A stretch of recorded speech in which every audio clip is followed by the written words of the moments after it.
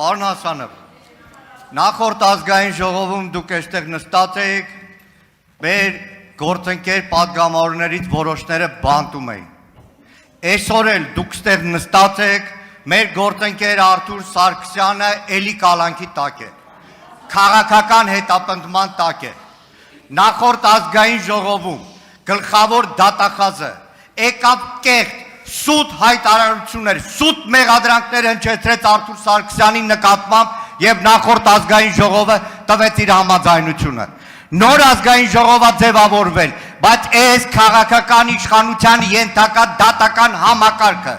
խախտելով սահմանադրությունը, սահմանադրական դատարանի որոշումը մի քանի օր առաջ թույլ չտվեց, որ Արթուր Սարգսյանը այսօրվա նիստին մասնակցի, ոչ լեգիտիմացնելով հերթական անգամ այս խորհրդարանի աշխատանքը։ Սահմանափակել, պարոն Մանուկյան։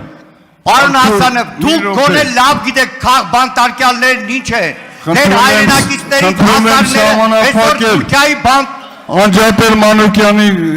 բանը։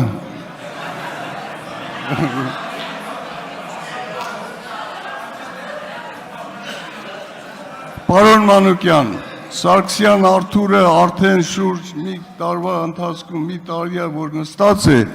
դա կորոշի դատարանը, թե նրան ինչ պատիժ, ինչ կալանք եւ այլն։ Այստեղ որոշվելու ոչ մի հարց չկա։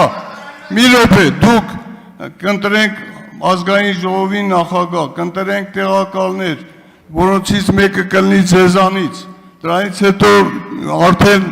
մշտական հանձնաժողովի նախագահներ կընտրվեն եւ վերջապես կլինի ազգային ժողովի խորհուրդ, դուք կմասնակցեք ազգային ժողովում եւ այդ խորհրդի միջոցով կլուծեք ձեր բոլոր հարցերը։